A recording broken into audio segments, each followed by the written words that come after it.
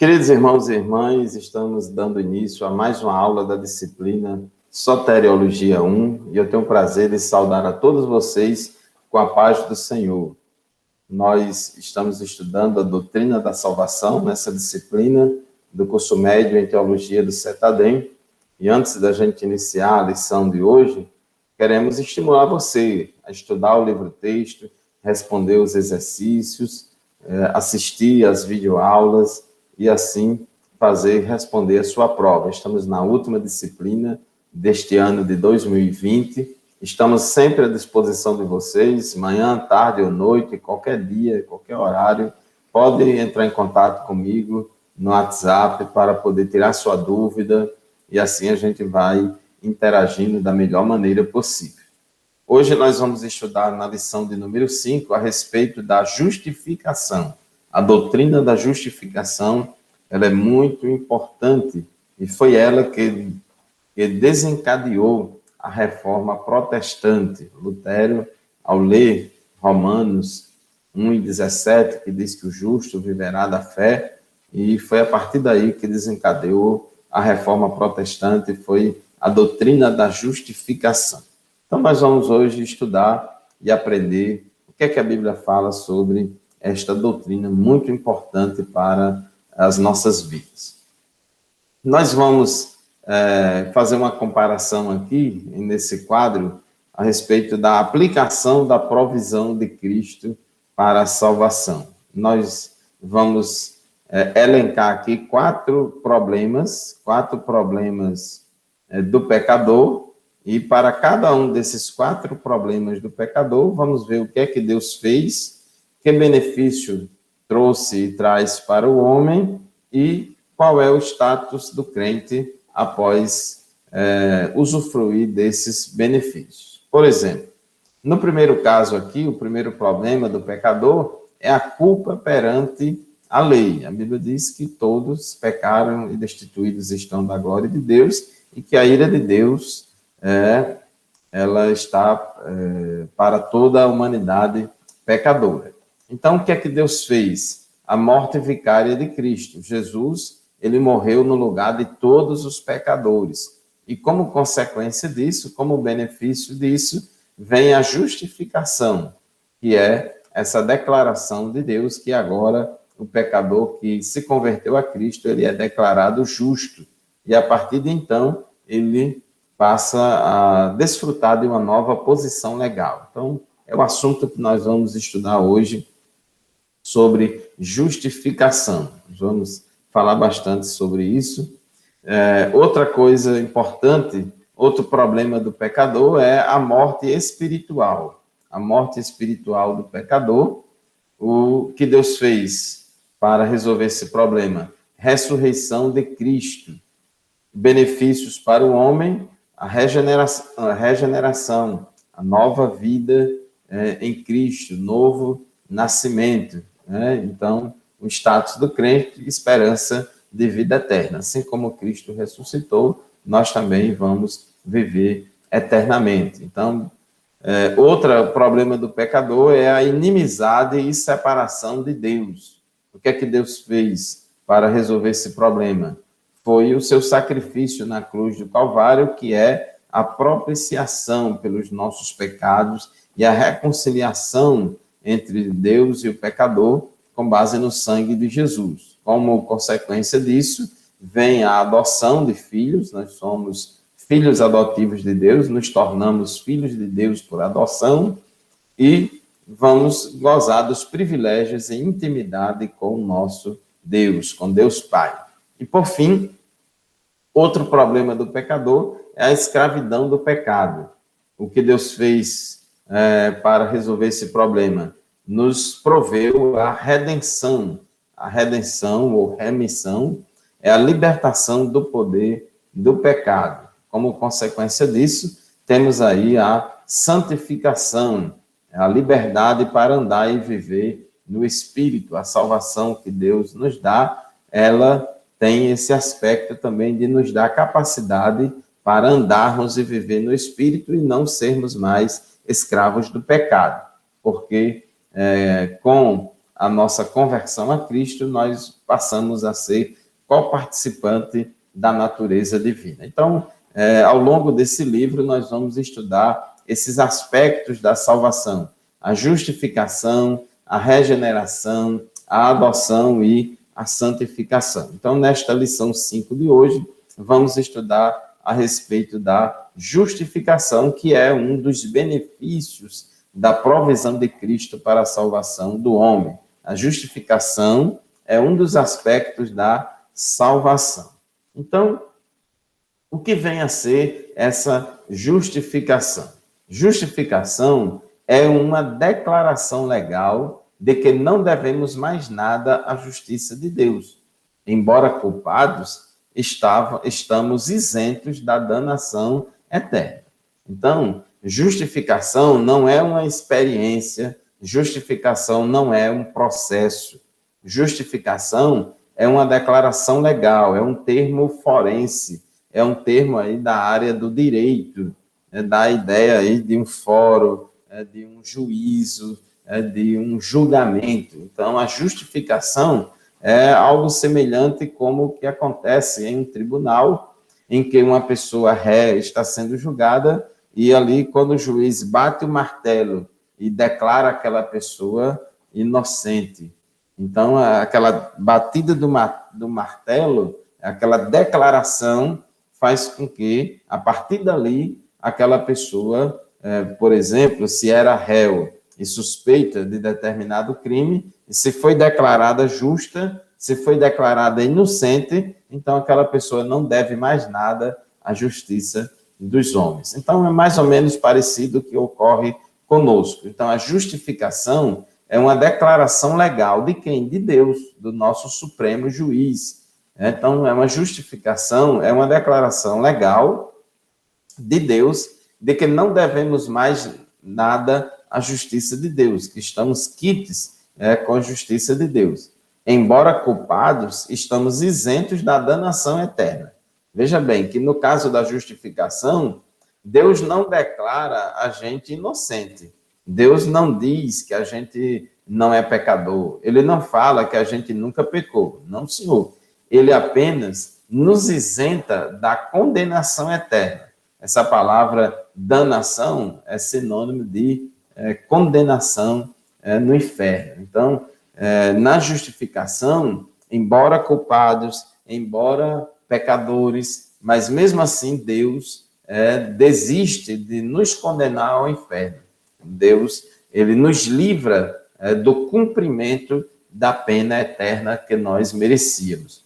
Na justificação, a pessoa não é apenas isenta da penalidade do pecado, mas é também declarada justa, ou seja, justificada diante de Deus. Então, é muito importante, quando a gente estiver lendo o Novo Testamento, especialmente Romanos e Gálatas, que fala muito sobre justificação, justo, justiça, esses termos, é muito importante que a gente entenda que quando Deus declara-nos justo, não significa que a gente é santo em sentido absoluto, que nunca pecou ou que não peca.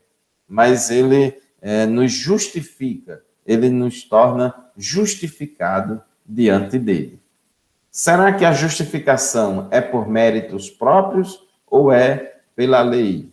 Então, é muito importante isso, porque os livros de Gálatas e Romanos, Paulo discorre muito. Quem mais falou sobre esse assunto foi Paulo no Novo Testamento, e principalmente nesses dois livros, Gálatas e Romanos. Quem quiser entender bem a doutrina da salvação tem que ler bastante e entender bem essas duas epístolas de Paulo, Gálatas e Romanos.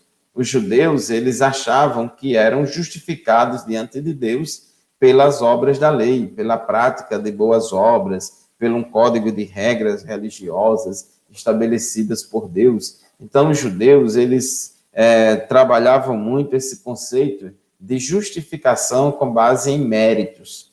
Ou seja, a pessoa, o pecador, ia fazer muitas coisas boazinhas, numa espécie de acúmulo de pontos de cartão de crédito, acúmulo de milhas numa companhia aérea. Você vai fazendo determinadas coisas que vai merecendo aquela pontuação e vai juntando aquela pontuação até atingir um número mínimo lá de pontos para você ganhar uma viagem de avião, até você ganhar um determinado prêmio. Mas a salvação que a Bíblia fala não é dessa forma, não é meritória. A salvação não é com base em méritos humanos. Esse foi o grande problema dos judeus, porque os judeus queriam ser justificados por meio das boas obras. Então, Gálatas, capítulo 3, versículos 10 e 11, diz que todos aqueles, pois, que são das obras da lei, estão debaixo de maldição. Por quê? Debaixo de maldição? Porque a Bíblia no Antigo Testamento diz: maldito todo aquele que não permanecer em todas as coisas que estão escritas no livro da lei para fazê-las. Isso porque Paulo parte daqui do princípio que ninguém consegue cumprir a lei plenamente. Você pode até guardar alguns mandamentos e tropeçar noutros mandamentos. Então, quem quiser se justificar diante de Deus com base em méritos próprios, essa pessoa está debaixo de maldição. E ele diz, e é evidente que pela lei ninguém será justificado diante de Deus. Ninguém será justificado diante de Deus mediante a prática da lei. Romanos 3:20, ele diz: ninguém será justificado diante dele por obras da lei, em razão de que pela lei vem o pleno conhecimento do pecado. A lei, ela não foi dada para salvar o homem. O objetivo da lei foi de revelar o pecado do homem. O objetivo da lei foi tipificar o pecado dos homens. Foi mostrar uma radiografia da pecaminosidade do homem, mostrar o quanto o homem estava longe de Deus. Gálatas 2:16 diz que ninguém é justificado pela prática da lei. Pela prática da lei, ninguém será justificado. A justificação é apenas mediante a fé em Jesus Cristo. Então, ninguém vai ser justificado com base em méritos próprios, ninguém vai ser justificado com base nas obras da lei, absolutamente de maneira nenhuma. Deus, em Cristo, ele é justo e justificador daqueles que o buscam. Deus não poderia simplesmente declarar o pecador inocente, nem poderia alterar sua própria lei, porque Deus disse: a alma que pecar, esta morrerá. O salário do pecado é a morte. Então, a santidade e a justiça de Deus, ela reclama para a necessidade do homem ser punido, do pecador ser punido por causa do seu pecado. Mas também Deus, ele é amor, Deus também é Deus de misericórdia, e a misericórdia e o amor de Deus também clama pela necessidade de se dar uma oportunidade, uma chance ao pecador. Então, Deus envia seu Filho Jesus Cristo. Jesus, ele se faz carne, habitou entre nós, e ele morre no nosso lugar. Então, ele recebe sobre si a penalidade que era devida a todos nós. Todos nós merecíamos ser punidos, mas a punição foi para Jesus. Ele foi ferido pelas nossas transgressões, ele foi moído pelas nossas iniquidades, o castigo que nos traz a paz estava sobre ele. Então, por causa disso, ele foi justo, ele é justo e justificador ao mesmo tempo. Ele é justo em si mesmo porque ele nunca pecou, ao contrário de todos nós, descendentes de Adão, que somos pecadores. Então, Jesus, ele ofereceu o sacrifício perfeito porque ele era justo em si mesmo. Jesus não foi justificado, ele era justo em si mesmo, justo por natureza, ao contrário de nós. E por ser justo por natureza e ter morrido na cruz em nosso lugar, ele é justificador também. A situação era tal que o amor de Deus não permitiria que ele abandonasse a humanidade, nem sua justiça permitiria que ele quebrasse sua própria lei. A única solução era enviar um substituto que pudesse satisfazer as exigências da lei, de tal modo que o homem voltasse a ter comunhão com Deus. Irmãos, isso aqui é muito importante. Inclusive, o hino 18 da harpa cristã diz que em Cristo estão unidos a justiça e o amor. Então, irmãos, não tem... nós não podemos supervalorizar um atributo de Deus em detrimento de outro. Todos os atributos de Deus são igualmente importantes e estão em equilíbrio, no mesmo patamar. Algumas pessoas exaltam demais o amor de Deus em detrimento da santidade e da justiça de Deus. Outros exaltam demais a justiça de Deus em detrimento do amor. E não é assim. Todos os atributos de Deus são igualmente importantes. Deus não poderia quebrar sua própria lei para nos salvar, mas pôde providenciar o cumprimento da sentença, pagando pessoalmente a dívida que era contrária a nós, por meio do sacrifício de Jesus na cruz. Então, nós éramos devedores à justiça de Deus, tinha lá uma promissória, tinha lá um documento que dizia que nós éramos pecadores e merecedores da condenação eterna. Mas Jesus, pelo seu infinito amor, ele morreu por nós na cruz do Calvário e ele proveu para todos aqueles que nele crê o perdão dos nossos pecados. Colossenses 2, 13 a 14 diz que ele nos perdoou todas as transgressões. Observe que nós somos transgressores. Nós não somos inocentes, não. Nós somos culpados mesmos. Nós somos transgressores. Mas ele nos perdoou todas as transgressões e cancelou a escrita de dívida. Ou seja, aquela promissória, aquele documento que dizia que a gente está devendo a justiça de Deus. Então, Cristo cancelou, rasgou aquela escrita de dívida que consistia em ordenanças e que nos era contrária. Ele a removeu, pregando-a na cruz. Então, toda aquela condenação que nós merecíamos, Deus, em Cristo, rasgou tudo aquilo e cancelou a nossa dívida. Nós não precisamos mais pagar, porque ela já foi paga por meio do sacrifício de Jesus. Uma outra abordagem dessa questão da justificação, além desse aspecto jurídico, forense, legal, também tem esse aspecto contábil, de crédito e débito. Então, a justificação é tanto subtração como adição.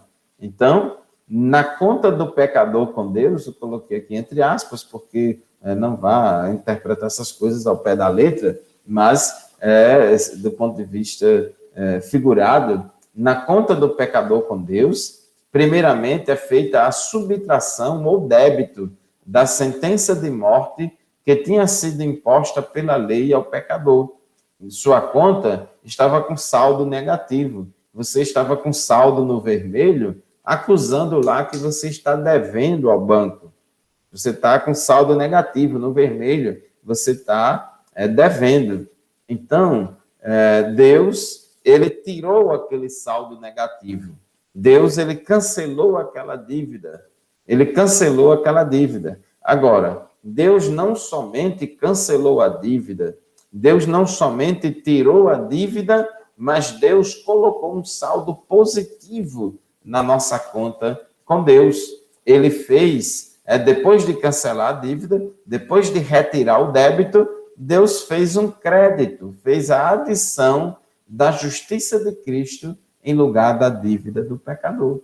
Então, antes de nos convertermos a Cristo, o que é que existia? Existia a dívida.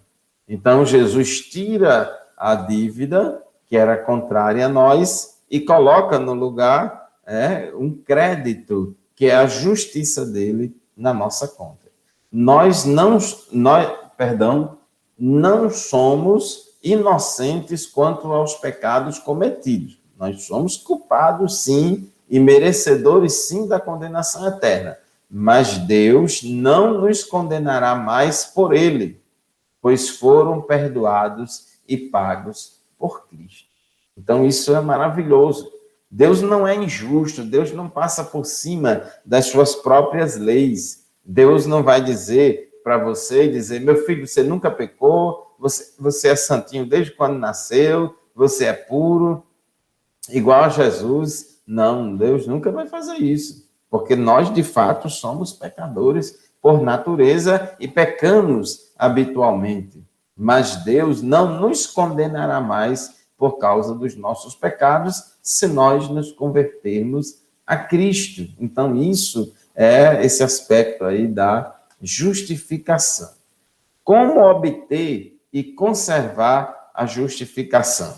Irmãos, é pela fé. Tudo é pela fé. A fé salvífica, ou fé para a salvação, é o único meio do homem tornar-se justo e, assim, permanecer justificado. A fé não deve ser limitada à experiência inicial da salvação no passado, mas deve ser mantida no decurso de toda a vida do crente.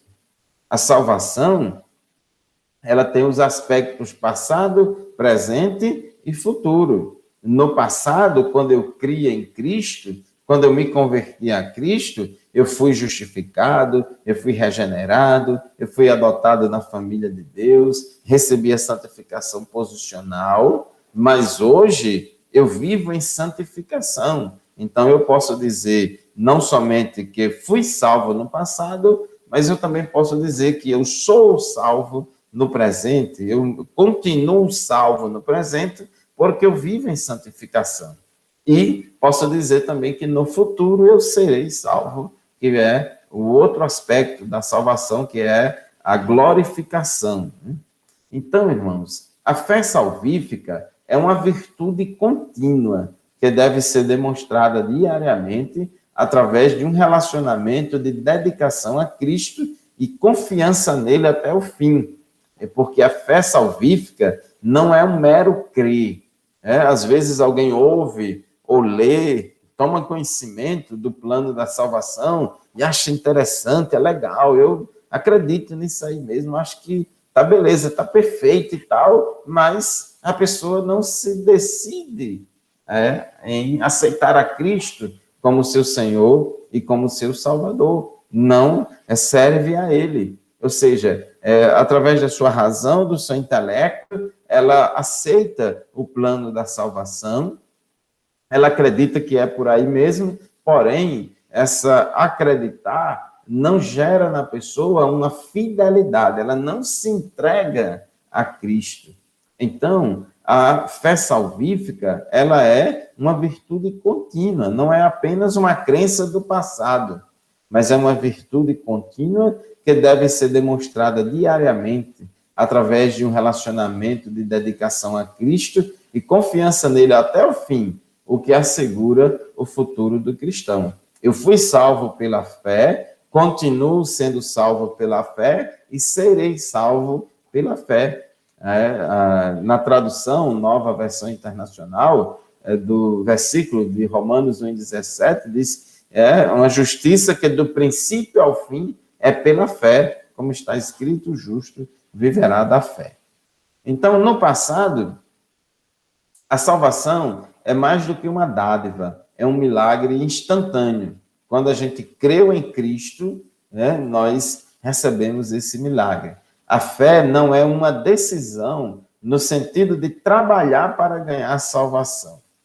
A fé não é, eu não posso dizer que sou salvo, posso dizer apenas que eu entrei pelo caminho da salvação. Eu pensava muito isso quando eu era novo convertido, eu vim do catolicismo romano, e os católicos têm dificuldade de dizer que são salvos, porque realmente não são mesmo. Então, quando eu era novo convertido, eu achava muito estranho eu dizer que estou salvo, e eu dizia, nos meus primeiros meses de fé, eu dizia, não, eu posso dizer que eu estou no caminho da salvação, eu estou no caminho certo, mas eu não posso dizer que sou salvo. Mas a gente tem que entender esses aspectos passado, presente e futuro da salvação. Então, eu fui salvo quando aceitei a Jesus como Salvador. É a aceitação da salvação como obra completa de Cristo. No momento em que crê em Deus, o homem é imediatamente justificado. Então, a justificação é um ato imediato de Deus. É uma declaração formal do Supremo Juiz, que é Deus, dizendo que agora o pecador foi justificado. No presente, significa que a mesma fé que no passado venceu a incapacidade do pecador quanto à obtenção da salvação, agora no presente suplanta sua fraqueza quanto à conservação da salvação. Então eu fui salvo pela fé e agora no passado e agora no presente eu vivo pela fé. Então eu não posso cair da fé, eu não posso abandonar a fé, eu não posso deixar de crer, eu tenho que continuar crendo, uma justiça que do princípio ao fim é pela fé. Então, eu só posso dizer que sou salvo hoje no presente se eu continuo vivendo pela fé. O aspecto futuro quanto a isso, a justificação do crente começa com a fé, é mantida pela fé e é consumada no futuro com a fé. A consumação no futuro é a glorificação. Então, irmãos, começa com a fé, é mantida pela fé e é consumada no futuro com a fé. A fé é um contínuo catalisador da salvação até o exato momento da passagem da vida física para a eternidade. Depois leiam esses versículos que estão sendo sugeridos aqui. Então, a fé, ela é fundamental para a nossa salvação. Eu fui salvo pela fé, eu continuo salvo porque eu continuo na fé, continuo crendo e serei salvo também porque eu vou continuar na fé. Os benefícios da justificação. A justificação não é uma experiência, mas a justificação é uma declaração legal de justiça que resulta em inúmeros resultados benéficos a serem desfrutados pelos crentes. Então, através da justificação, nós passamos a ter um novo relacionamento quanto à lei, um novo relacionamento quanto a Deus, um novo relacionamento quanto à culpa pessoal e um novo relacionamento quanto ao futuro. Você imagina aí, irmãos, uma pessoa que cometeu um crime, por exemplo. Uma pessoa cometeu um crime, ela é culpada perante a lei, ela merece ser presa, julgada e condenada e cumprir a pena. E essa pessoa, ela vive no mundo, ela vive, vamos dizer assim, um fugitivo da justiça, que cometeu um crime e ainda não foi presa, julgada, condenada e cumpriu a lei. Então, essa pessoa, ela não tem paz no mundo, ela é devedora à justiça. Ela tem medo de ir em alguns lugares porque pode ser descoberta. A espada da lei persegue a pessoa. A pessoa que é fugitiva da justiça, ela não tem sossego, ela não tem paz com a lei, com a sociedade, porque a qualquer momento ela pode ser presa, a qualquer momento ela pode sofrer as penalidades da lei. Então, como diz o hino 15, via sobre mim a espada da lei. Então, ela tem medo de blitz, ela tem medo de polícia, ela tem medo de justiça, ela tem medo de autoridade, ela fica se escondendo. Então, é uma vida que não tem paz. É aquela pessoa que deve a justiça de Deus, deve a justiça dos homens. Porém, quando uma pessoa é inocentada pela justiça, ou quando a pessoa cumpriu a pena e não deve mais nada à justiça dos homens, essa pessoa anda tranquilo em qualquer lugar do mundo. Porque mesmo que ela foi condenada, mesmo que ela cometeu crimes, foi julgada e condenada, mas ela cumpriu a sentença e não deve mais nada à justiça da lei. Então, ela não tem medo de blitz, ela não tem medo de investigação, ela não tem medo das autoridades, não tem medo da justiça. Então, ela tem uma tranquilidade maior. Da mesma forma, também nós, a Bíblia diz, sendo, pois, justificados pela fé, temos paz com Deus, por meio de nosso Senhor Jesus Cristo. Então, a justificação do pecador diante de Deus, por meio do sacrifício de Jesus, por meio da fé em Cristo, traz paz ao nosso coração, traz essa paz para o nosso coração. Então, isso é muito importante. Por isso que a gente sente já essa salvação na nossa vida. A gente pode dizer, portanto, agora nenhuma condenação há para aqueles que estão em Cristo Jesus. Sentimos que o Espírito Santo testifica com o nosso espírito que somos filhos de Deus. Irmãos, antes de terminar esta aula sobre justificação, precisamos entender bem direitinho a respeito dessa questão da justificação. Ela é pela fé ou é pelas obras? Então, irmãos, por que às vezes acontecem algumas dúvidas em relação a isso?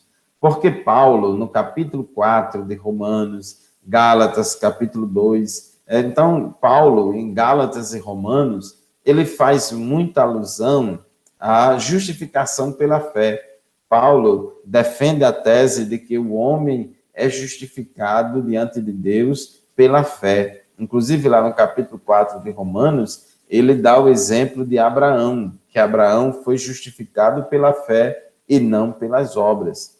E ele diz que pelas obras ninguém será justificado diante de Deus. A justificação, ela é pela fé. A justificação é pela fé e não pelas obras. Mas, irmãos, quando a gente lê a carta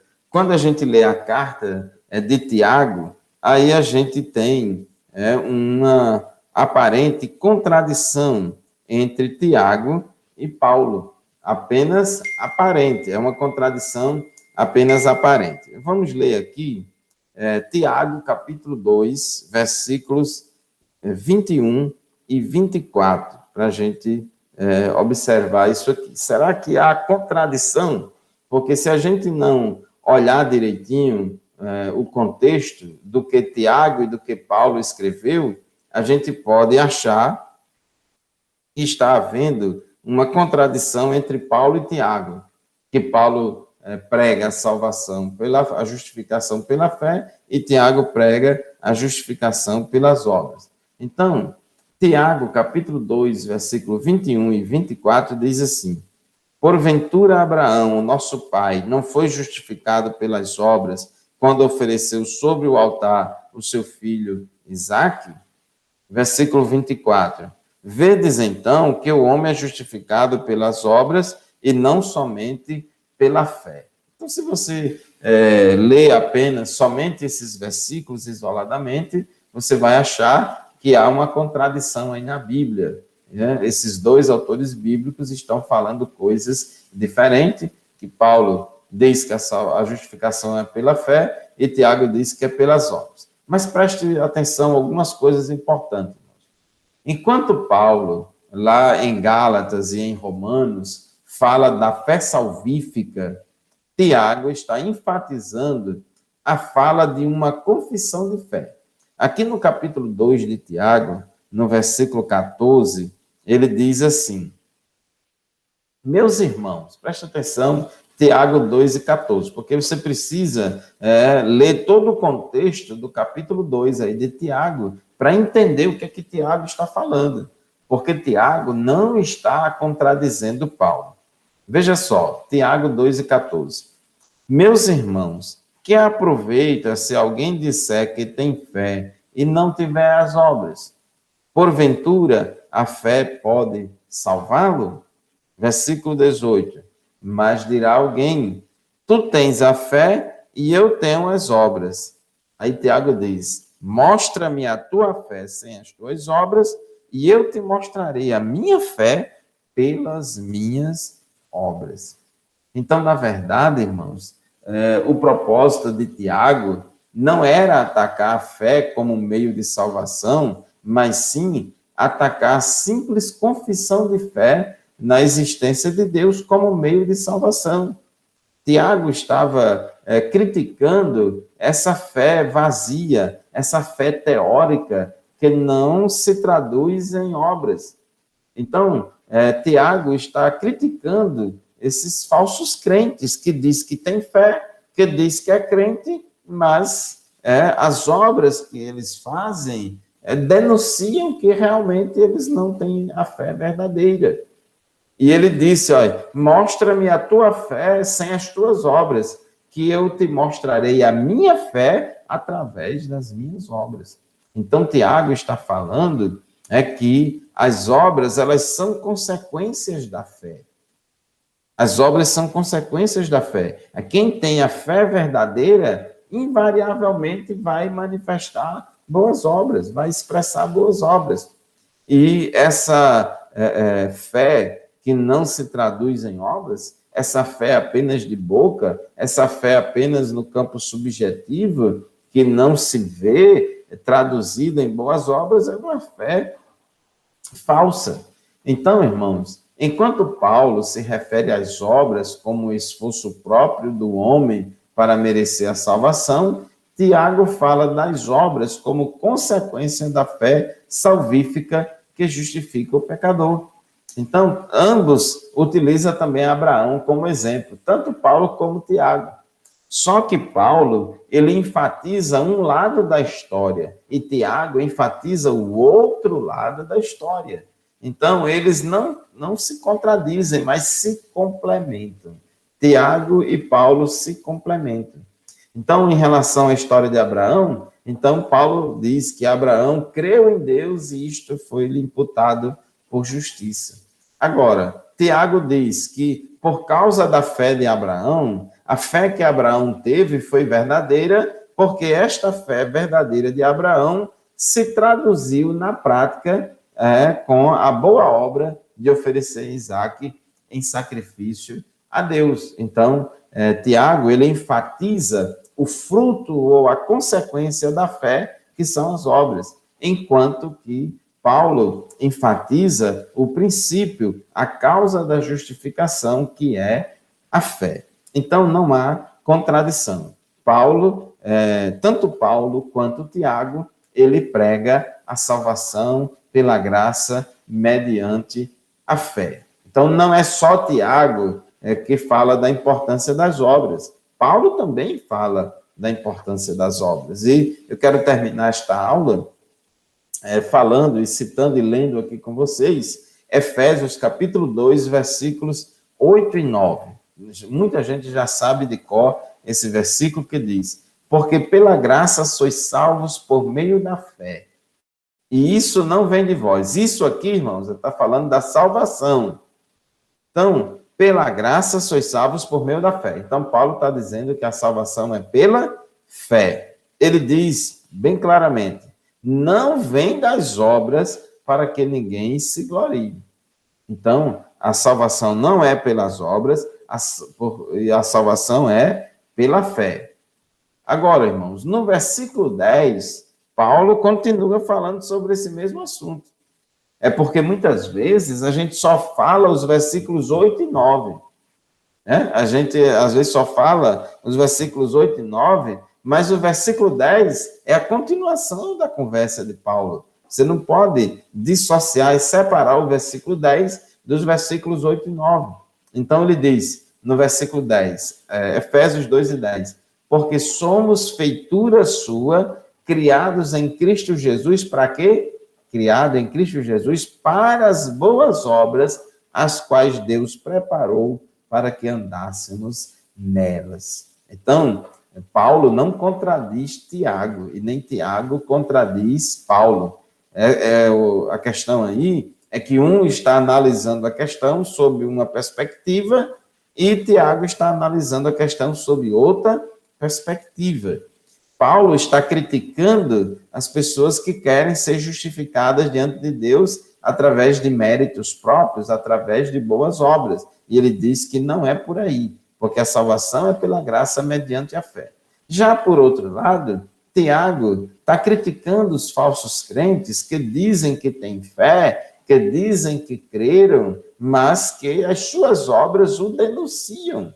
Eles não praticam boas obras, mas as suas obras são más. Então, são crentes teóricos. Então, Tiago defende que a verdadeira fé, ela se expressa na prática, ela é evidenciada e conhecida de todos através das nossas boas obras. E isso está em perfeita harmonia com Paulo, que diz que somos feituras suas, criados em Cristo Jesus para as boas obras, a quais Deus preparou para que andássemos nelas. Também isso está de acordo com o que Jesus falou em Mateus 5,16. Ele disse: assim brilha a vossa luz diante dos homens, para que vejam as vossas boas obras e glorifiquem o vosso Pai que estás no céu. Então, meus irmãos, assim chegamos à conclusão de mais uma aula da disciplina Soteriologia 1.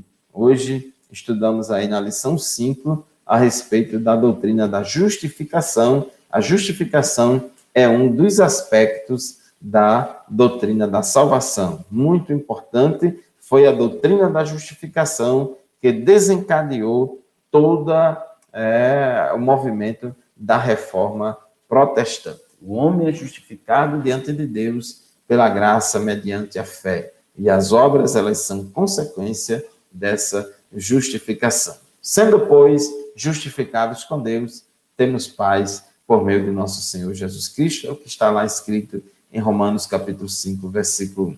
Continue estudando o livro, o texto, continue respondendo os exercícios, assistam às videoaulas e vamos avançar no estudo desta matéria tão interessante e importante para nós, que é a soteriologia. A paz do Senhor e até a próxima aula, se Deus quiser.